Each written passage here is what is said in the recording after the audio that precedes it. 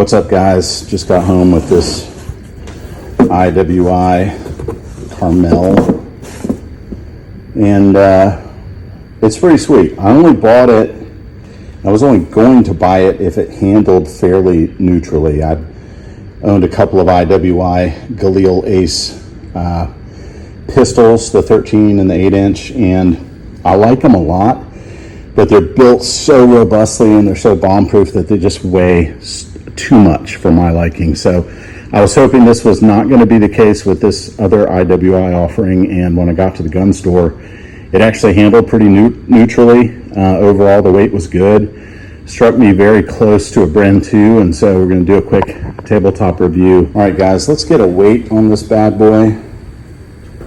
Let's see what we're looking at. It has no sights. It came with a couple of QD mounts, but they're not on the gun. This is obviously no mag, no sights. 8 pounds, 2.8 ounces.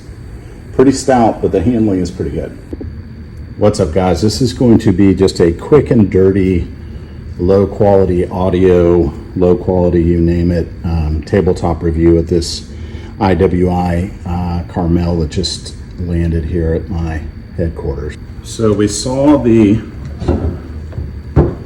bare weight without the mag, without the red dot, no sights, and no QD mount a minute ago on the Carmel. And I just want to show you kind of an apples to apples comparison to some other guns. So I threw on a cheap red dot, cheap riser, cheap buoys, and the Carmel came with 2 QD mounts. So I slapped one of those on. 8 pounds, 12.2 ounces. You can see what it's rocking here. That's the Carmel. And then let's check out the Bren. The Bren, when it's in my hands now, actually does feel noticeably lighter. So 7 pounds, 13.2 ounces. So that's actually a pretty big difference. When I was in the shop, I was impressed with the handling of the Carmel, and it's still fine. I think the balance on it's really good, and I actually think that matters probably more than gross weight. And this is kind of like the balance champion. This is a Gen 1 MCX legacy, if you will. Similarly equipped, QD mount, buoys, cheap riser, cheap red dot. 7 pounds, 3.5 ounces. And the balance point being the more important criteria, the balance point on this gun is all the way back here at the front of the mag well. So it feels even extra light in your hands. Some of these other guns, you go like 2 centimeters forward of the mag well on the balance point, and the gun just feels like a stinking pig, even though it's not that much heavier. It's kind of weird. Let's throw some other guns on and get some other weights while we're doing this. All right, here we go. Perun X16, cheap red dot, cheap buoys, and a QD mount. 8 pounds, 0.8 ounces. Pretty light gun. All right, Crusader Arms Templar. This one's got the buoys, cheap riser, cheap red dot, but I don't have a QD mount in it for anybody out there who's counting fractions of an ounce. 9 pounds, 5.4 ounces. 13.7 inch JAKL, PSA JAKL. No backup iron sights, does have a red dot. Holosun, no riser, really just whatever it comes with, and a QD mount. And that little thumb stop. 7 pounds, 14.6 ounces. But the reason this thing feels so heavy is that the balance point, from what I can tell as equipped, is about 2 centimeters in front of this magwell. And God, it makes it feel so much heavier overall, and certainly front heavy. This is not super fair to the XCR, so you're gonna have to kind of do a little bit of math, because here on this XCR, we've got the backup irons, cheap riser, don't think a QD mount. We do have a little strip of added on rail up front, but we've got an EOTech, so we're talking about a bigger, bulkier, heavier optic. but in this configuration, 7 pounds, 14.8 ounces. I'll just double check. Yeah, there's no QD on this one. All right, we're gonna do a, this is the Sig 556 XI. Backup irons. It's got a rail mounted sling attachment point. You can do your math on that. No riser, no optic, no QD mount anywhere else. 7 pounds, 13.7 ounces. Space gun time.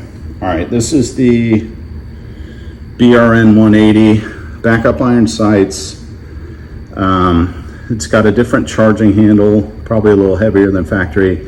And the heat shield I'm using is kind of like a G36 handguard, just to run as a heat shield on it. And yeah, no QD mounts, so no riser, no optic. So you're gonna have to do some math. This one's 7 pounds, 1.8 ounces. Pretty dang light. For craps and giggles, we're gonna throw this on. This is the Troy pump action AR, no backup iron sights, does have a QD swivel on it, and cheap riser, cheap red dot, but again, no backup sights. 6 pounds, 6.2 ounces. Pretty sure this is how the West was won right here with a pump action AR before they invented regular ones. All right, guys, I wanted to just kind of go beyond the weights. I spent a lot of time there talking about the weights of these things because that just happened to be a big question mark hanging over this gun for me personally, having come off of those two Galil Aces that were so damn stout. I will say that given the differences, and I've got the Bren left out here because I feel like that's like the primary competition for this gun right now. Supply is low, demand is high. The Bren's getting some cachet, I guess, for being involved in the war in Ukraine. So the prices, there's been a lot of pressure to send prices north of $2K, which is hundreds more than what I was actually able to purchase that one for, more or less at the low of the market. I just kind of got lucky. But I do think in terms of feature set, likely performance, these two are prime competition. This one is likely going to be all over out there for less than the 1800-ish that it took to get one home today within a week of the first ones hitting stores. So all that said, in terms of features, you guys probably know from all the SHOT Show videos, you know, the Bren has the molded in grip. For the US, people are angry that the US IWI folks changed the design so that you can now swap out your own AR grip. Had they not done that, there would be people bitching that they hadn't done that. So they can't win. They're going to lose some people no matter how they go on that decision. Stocks functionally are similar. This cheek riser has something like 5 positions on it. Could be something of value to certain people. Of course, it folds and extends and has all the standard feature set there. This thing, and the charging handle you can swap to either side, which I think you kind of have to be competitive in terms of a feature on a new hot gun in this day and age. But I do like the position of that charging handle. It's damn near perfect. And I will say, despite the numbers on the scale, the balance point on this thing, from what I can tell, is actually like, I'm just doing the really scientific finger test, and it's pretty much right in line with this front magwell, which I'm kind of figuring out is like exactly where you want the gun to balance in order to feel really good in your hands, regardless of gross weight. If the balance point is here and not even 2 centimeters in front, it feels so much better in your hands, is what I've figured out. The safety is well placed, actuates well. It's not super stiff like it is on some brand new guns. The mag release is nice. It's not super stiff. The bolt release I sent home earlier, and everything's functioning. This thing looks pretty solid. We got to get it out there. I would say this to me feels like what the next Beretta ARX 100 would be like, in terms of still having a lot of polymer in the mix, but having cured some of the ills that could not stand those built-in, molded-in pieces of metal for like a strap sling attachment on the Beretta. Of course, you don't have this here on this modern IWI Carmel. The one thing that jumped out at me in pictures that I was a little bit worried about, and I don't even know how I justify that, was just, this isn't a metal dust cover, it's polymer, but it's pretty thick, and if you look at the mounting point, it's pretty thick plastic, and they infuse this stuff with so much fiber now, it's damn near indestructible. So in my head, I kind of did a double take about how durable that would be, but I really don't think that's an issue now that I'm messing with it and looking at it. It's got a couple of positions on the gas settings. Everyone's bitching about this handguard and it's not the original, but come on, man, that original is pretty fugly, guys. And this is just cleaned up, clean lines. I guess it's Americanized. I guess it's bastardized in the eyes of some, but I really don't mind it. And it's not massively heavy. I was a little bit afraid it was just gonna be this massive chunk of metal extending way out, throwing the balance off. Really not the case. Trigger feels fine.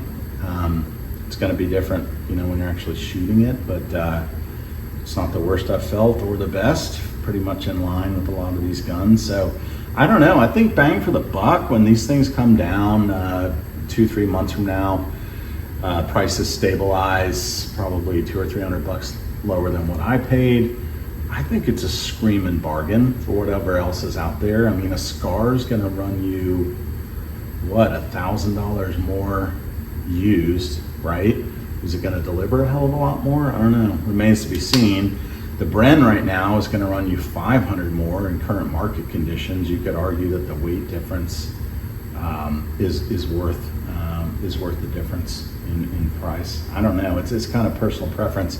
I'm just running off the assumption, of course, that this is very reliable and reasonably accurate, right? Because you put a gun out that's not both of those in this day and age, and you are just gonna get monkey hammered, especially if it's costing more than a DIAR. So that's just if these things are reliable, if these things are reasonably accurate, and I know it's gonna be more accurate than I am.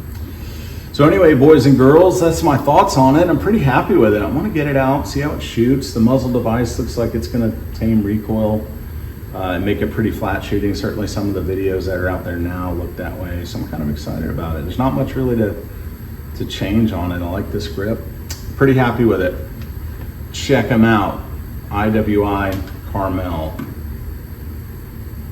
Go get you one. It's pretty slick.